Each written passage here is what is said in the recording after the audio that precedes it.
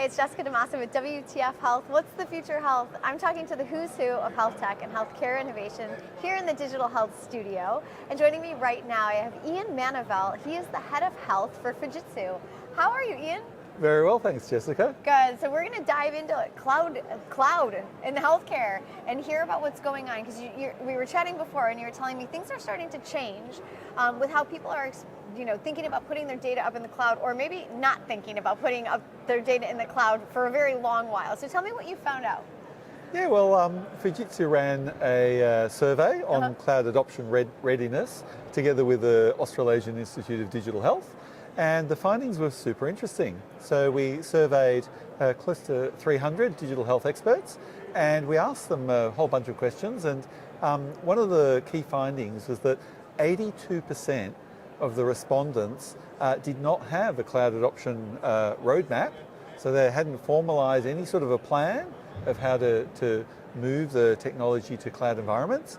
But over 50% of them had already started on the cloud journey. Uh-oh.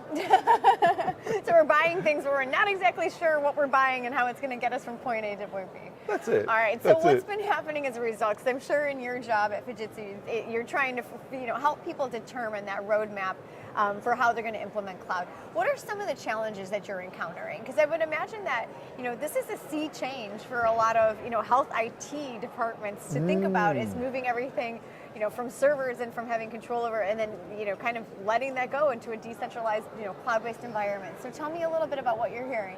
Yeah, so most of our customers are state departments of health, and so they provide shared services or technology for dozens or hundreds of hospitals and clinics around the state. And they're used to a model whereby they've bought their infrastructure and they own their infrastructure, and they need to maintain it, which means that every however many years they need to replace their infrastructure, and it's very, very costly. Yeah. And so, and also particular infrastructure varies depending on what you want it to do. As in the era of ChatGPT and large language models and AI proliferating, you need different infrastructure. So the old architecture and infrastructure just doesn't work. And so I think a lot of these state and federal departments of health have tweaked to that, and they've said, well, we wanted to move to a subscription model. We want to move away from the CapEx model towards an OpEx model, and we're going to have to work with our finance people to figure out a way to fund that. Oh wow, that's always fun. So how do you help these executives, these folks who are leading that change towards adopting cloud technology? How do you help arm them with the information they need to negotiate this stuff with finance? I'm curious to hear what your advice is for them in terms of how to win the expense over. Well, there's two main elements for us. First of all, we believe that a cloud-first digital strategy always helps. Okay. And now, not necessarily a tactic, but a strategy. So there's got to be the intention to move to cloud. And then the second thing is you need to understand how to construct the business case. So a lot of people say, well, is it going to save me money? Yeah. And they want a yes or no answer. Right. There isn't a yes or no answer, right? So it could save you money, or it could cost you money if you don't manage it carefully. Yeah, and if you don't have a strategy, I would imagine it's even harder to build that case.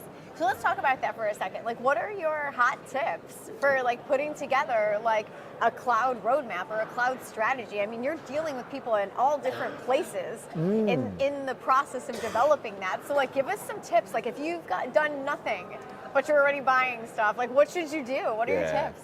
So for starters, I'd say you definitely need to create a roadmap. And with a cloud-first strategy, the safest thing to say is whenever you're acquiring new applications or new platforms, make sure they're cloud-first. So they're typically hosted on AWS, Azure, Google Cloud Platform, or potentially a private cloud. And private clouds are sometimes owned by the state departments of health, or sometimes provided privately to secure data. So that's definitely for all new technologies coming in, definitely adopt cloud first. The second thing I'd say is that there's some areas that cloud probably doesn't work that well for. Okay. Like what? Well, say for example, storage. So healthcare organizations often need to keep records for a very long period of time, like decades. And all of that data typically doesn't get accessed very frequently. So you can actually store that record on-premise at relatively low cost, you don't need to keep it in a cloud environment. Okay? So that's another cloud optimization tip, there right? you go. I like that one. Yeah.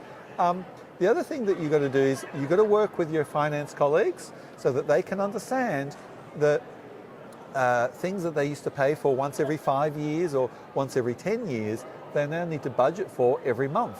Because typically, when you have a cloud subscription, it's a monthly fee.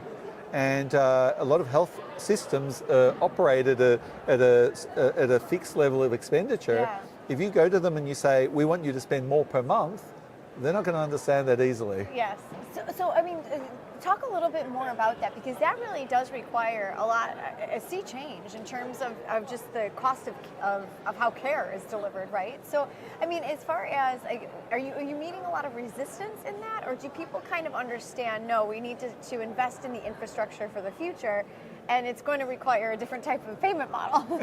I think it varies, but the good news is, certainly in Australia, most health systems have realised that this is the direction of travel, and they're bringing the rest of the non-technical executives and decision makers along with them.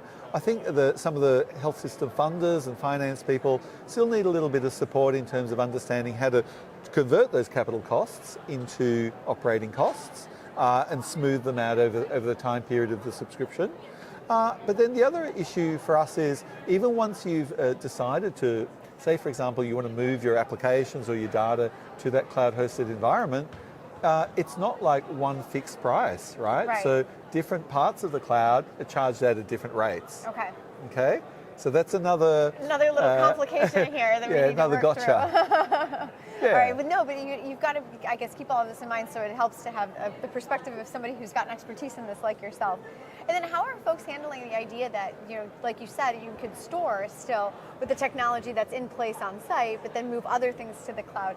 Like the dual system here, I mean, is that going over well as an idea? Because I could see where there might be some, you know, wait a minute, now we don't just need this one thing, we need two things. So are you coming across that as well? Definitely. So, you know, at Fujitsu, we apply a hybrid model where we think some things need to stay in the data center or on premise, and other things need to move to the cloud. But some organizations have said, no, we want to move everything to the cloud. Just take it all. So, you know, you've got to listen to the needs and wants of different organizations. And some organizations run very effectively with totally cloud-hosted solutions. And now the, you know, platforms like, you know, Microsoft and Dynamics 365 and you know, many of the commonly used applications in healthcare are cloud-hosted. It's easier to move a lot of that estate over to the cloud. What I would say is things that are stable can typically be operated out of reserved environments in that cloud that are lower cost. But you do need some extra capacity, because you never know how much demand you're going to need from your virtual machines. So you do need some additional capacity, and that might be a little bit more expensive. So that's what you want to keep an eye on. Got it.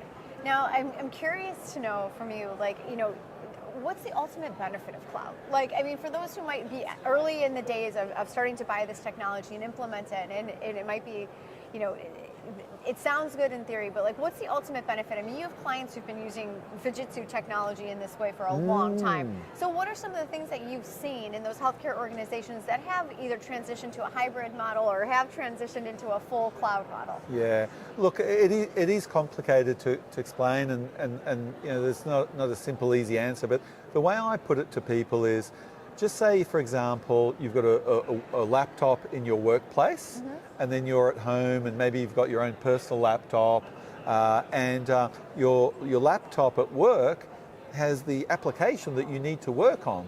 And so you can't gain access to that laptop because it's in your workplace. Right. And even though you've got an internet connection or a mobile signal at home, you can't work from home. So you're kind of stuck. That's the non-cloud environment. Right. Yeah, when your applications and data are cloud hosted, you can access them from anywhere that you have an internet connection. So if you've got a broadband or an NBN or a mobile signal, you can get on the internet and you can use appropriate security, which I'll come to in a minute, and access that application so you can work anywhere. You can work from home. During the pandemic, it was really accelerated cloud adoption because people realized that they couldn't come into the office or into the hospital, so they needed to work remotely. And so that caused a lot of organizations to accelerate their cloud adoption. I mentioned security. I was going to say, if you're not going there, I'm ready, because that's the thing that, I mean, it might be still the hearts of a lot of, of people who are concerned, like, well, do I want access to certain numbers of our systems outside of the hospital? I mean, there are patient privacy and security concerns and things like that. So talk about security. I mean, well, how do you tackle that? Well, look, I used to work in hospitals here in Australia and overseas, and I could stroll into the hospital and I could walk up to a trolley and pick up some case notes. Yeah, that's true, you could. Yeah, so there's a lot of malicious actors out there, and the threat is going to get worse. I hate to say it, I'm not trying to scare people, just look at the past. No, and actually it gets worse all the time, right? There's a lot of... it doesn't get better, it gets worse. Yeah, there's a lot of data stealing happening in the US. Exactly. So the way I put it is, particularly with public cloud, with these large platforms, they have very large sums of money invested in them. They're like banks, right? They invest a lot in the cybersecurity. Now, if you have to do that for every hospital, that's going to be very expensive. Whereas if you can keep your applications and data in that secure environment, then you're benefiting from only paying a portion of that cybersecurity, but getting the whole benefit of the whole security posture of that cloud environment. So you're saying it's actually more secure, and that you're sharing the expense of that top-notch security with everybody else who's kind of participating in that system. That is my view. Absolutely. Right. I like Absolutely. that. You're getting all of the benefit and just having to pay for a sliver. All right, so what's hot at Fujitsu right now? Like, I mean, we've been talking a lot of changes in technology since COVID. I mean, there's such exciting things happening in the whole, generative AI space, which is going to, obviously need a lot more space for storage and things. So, I mean, what are you guys excited about? Like, when you think about the, coming down the pike, the technologies that are going to change healthcare in the next 3 to 5 years, what has you really excited you? Well, look, we're very focused on the quadruple aims of healthcare. Okay, so that's patient experience, workforce satisfaction, population health, and value for money. And out of all of those, the area that's getting most attention at the moment is workforce satisfaction. Ah, okay. Yeah, so a lot of people are leaving the profession. They're burnt out, they're tired, and a lot of the reason why they're leaving isn't to do with patient care. People in healthcare like dealing with patients. It's all the burdensome administration, all the boring stuff that they have to do, which is often more than 50% of their job. Yep. So what I get excited about is using things like large language models and voice-to-text transcription and AI to automate some of those process flows and make the working life of clinicians easier. No, I think that is the promise, right? If this is done well, is that all of that administrative tasks are going to be, taken out of the system, and that all we'll have left is the ability for doctors and clinicians to go back to delivering care, right? Let me give you a simple example, right? Rostering. Okay. Rostering, like we all want to make sure that we get rostered so we can go on holidays, or we can go to the dentist, or just live our lives sensibly and interact with work. But when it comes to rostering in a healthcare environment, it can get very, very complicated.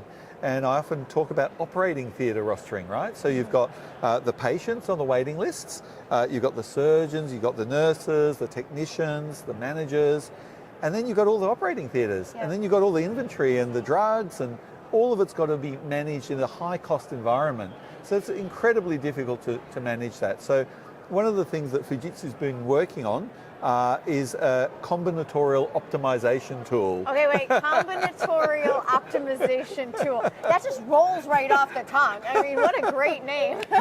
Mathematicians love this, right? I bet they do. All right, what is this, Ian?